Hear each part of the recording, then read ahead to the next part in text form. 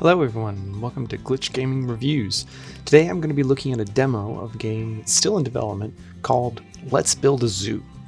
It's being developed by Spring Loaded and published by No More Robots. You can check out the game on Steam, and the link is in the description. When you begin the game, it starts off with your friend telling you that they're going to be gone and away for 2 weeks and that they want to leave you in charge of the zoo. So you get to pick an avatar and name your zoo. Name the zoo that you're taking over. Once you've named your zoo, it takes you to the zoo location, and you get to see what the area looks like, and you're given the first task, which is to open up the management office and see what different things you need to work on. When I was younger, I played a lot of Zoo Tycoon 2. That was one of my favorite games growing up, so I'm really looking forward to the chance of having another zoo simulator game like this. It's got the Stardew Valley kind of feel to it, so another great game. Mixing these two type games together can only be a great thing. So the first task you're given is to make an enclosure for your new animals that you're going to get. Looks like there's a bunch of different types of enclosures you can eventually get, probably different biomes and things like that. But first one is a simple one, grass enclosure. You just make it by connecting the edges and locking in the region.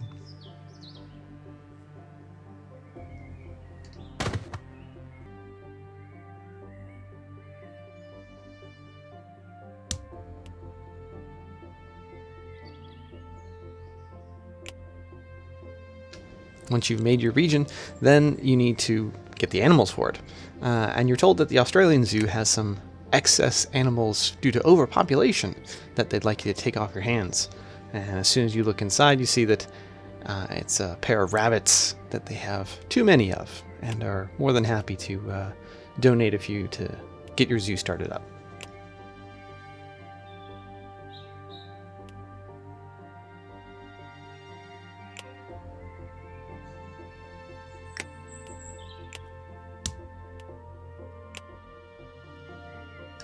Now that you have some animals, all that's left to do is open the zoo for business and watch the people come in. You can also see the animals being airlifted in, and we'll get to see the cute little bunny rabbits pop out.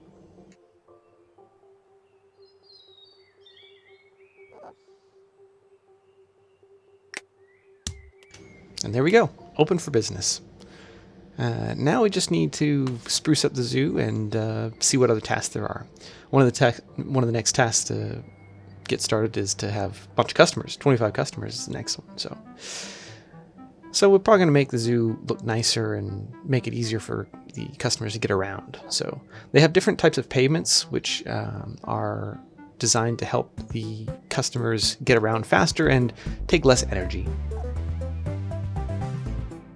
One of the other quests that comes up is to build a research building. This way you can research new items for your zoo and for your animals, and other amenities that you can acquire.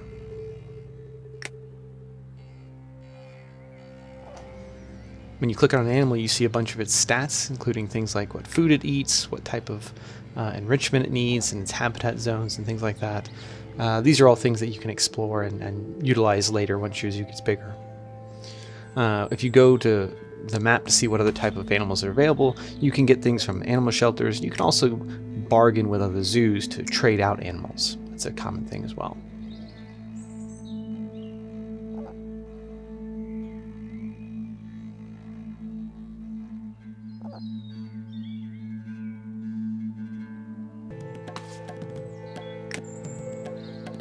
In the research area, over time, your researcher that you've hired will create research points, which you can then spend to get new items. So like an animal enrichment pack to have little toys for the animals to play with, different plants and facades and things like that, and even shops for customers to buy things.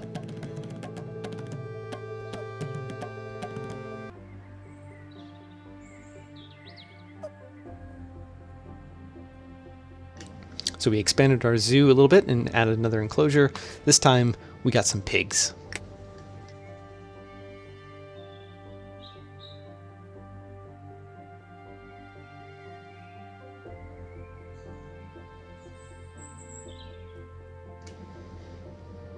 So the other amenities you can acquire are for the guests themselves.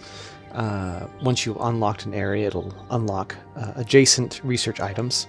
And the amenities that you can acquire for the customers will help keep them in the zoo longer, make them spend more money, and make them less tired and things like that, less frustrated. So restrooms, always a good thing to have for the frustrated customer. You can already see that there's some trash on the ground due to people buying things from the vending machines and just leaving them out there. I installed some trash cans, but I forgot that I need to actually have someone manage those trash cans. So I eventually had to go on the hunt to hire some janitors.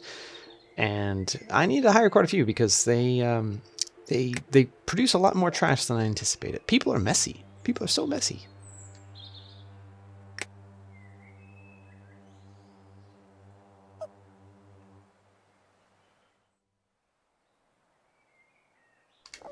One of the things I like is that you have to manage your utilities as well. For instance, water comes from a pump, and in order to get water to your animals into the different facilities, you need to be able to have the locations there. So you have to build more pumps and make sure they're in locations that overlap properly.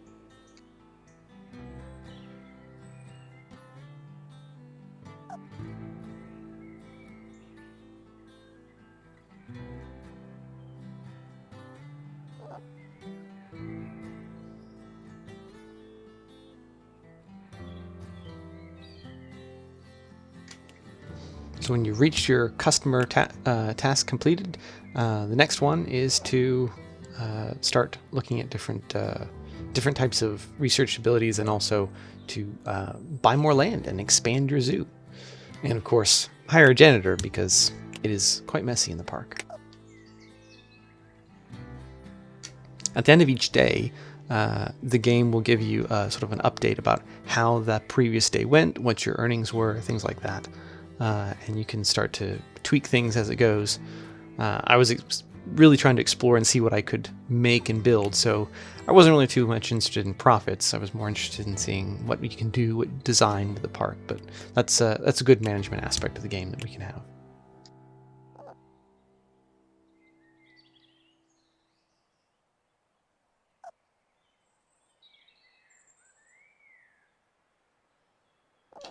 So certain customers will be VIPs. These are special people that will bring influence from local news sources, and also they'll be able to spend more money. There's also these random people, which are black market dealers, and they will potentially sell you unique and exotic animals, but it's a little shady and the prices are very high, so purchase at your own risk.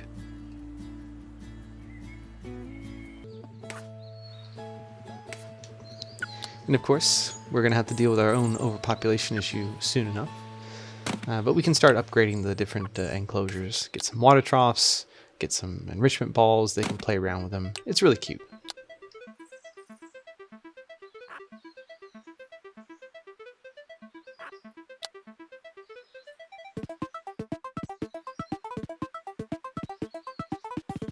Next thing to do is to expand the park and get some more animals in.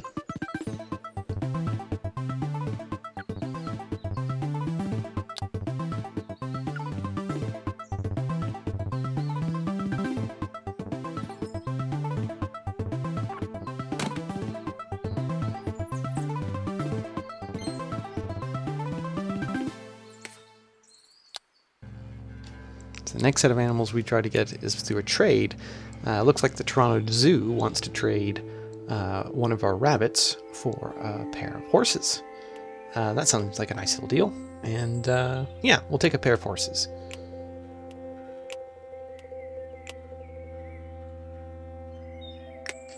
It takes some time for the animals to be delivered. I'm presuming it's based on how far away the zoo is from your zoo. Maybe it's just a set amount of time, I'm not sure. But now we need to make sure that the customers can get to this part of the zoo, so make some nice pathways for them.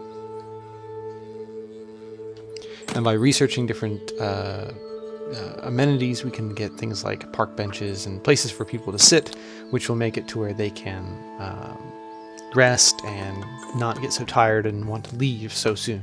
Remember, you're trying to keep people in your park. not leave them there. I also like that all the different amenity items can be moved, so you don't have to sell them and rebuy them. You can simply move them, like those potted plants. I want to move them so that I can create the classic gift shop. Every zoo has to have a gift shop, and right at the front.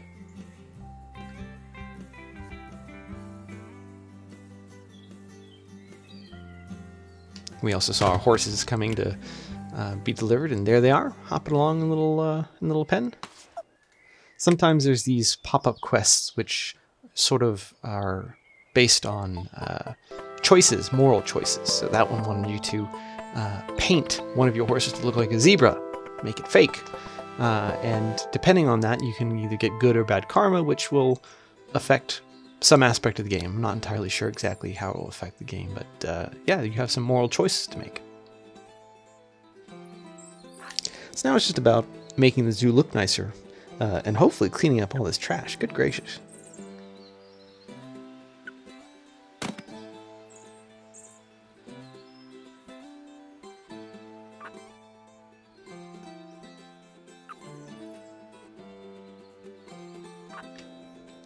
So they have different things that you typically find in a zoo, like a map of the area. There's some clocks, like an owl clock, and there's fountains you can place. There's shrubbery and rocks and things like that. Looks like there's a whole bunch of other unlockable items too, which seems really nice. I'm excited to see what the items that they'll eventually bring once the game is fully out from development.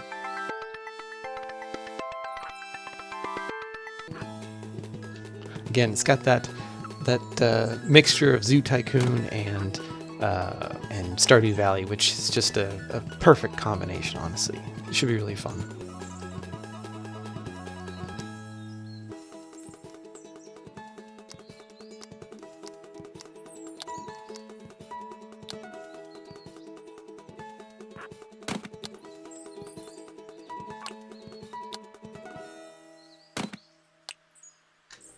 So after a while, after about 40 minutes or so of playing, I was able to expand the zoo, get a whole bunch of animals. There's a bunch of new things like a genetic research lab where you learn about the different genes and you can sort of do gene splicing. There's different enrichment items like little trampolines. You see the little animals bopping on and stuff like that. And of course, there's different amenities like a smoothie shop and a hot dog shop and all these different things we can put in. So there's a lot of little fun things. After a certain amount of time, you find that the 2-week period is pretty much up and your friend's coming back, which is basically signaling the end of the demo. So I take the time to finish making the zoo look nicer for when she comes back. I get the upgraded pathways so that people can walk faster and they don't get so tired as much. But all in all, a lot of fun amenities. It's just like Zoo Tycoon. It's just like a Stardew Valley Zoo Tycoon. It's so much fun. It's exactly what I wanted it to be. Honestly, it's a fantastically fun game. I'm really looking forward to this to see what the full game will turn out to be. But this is a really fun game. It hits all the right spots for this type of genre and this type of game, and it's just so darn cute. I mean, look at all the animals. It's so neat.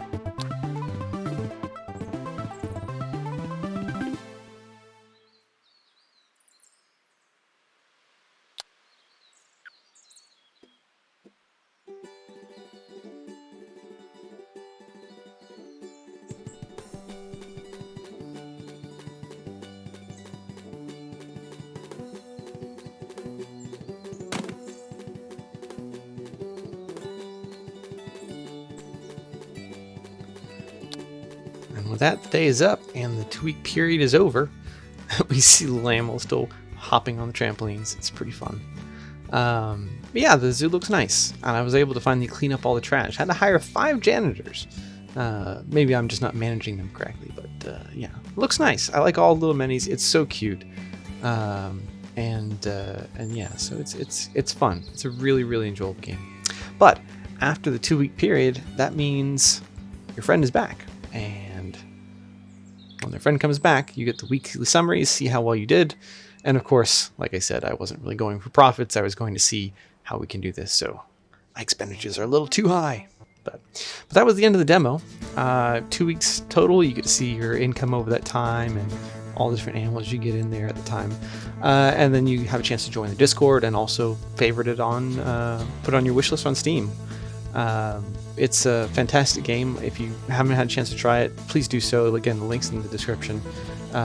It's a great game. I'm so looking forward to it. It's on my wish list. I'm excited to see it, and yeah, I'll be looking for this when it comes out. It's a great game. Thank you all for being here. I hope you enjoyed it, and I'll see you all later. Make sure you check out the game. Link is in the description. And yeah, have fun, everyone. GG's.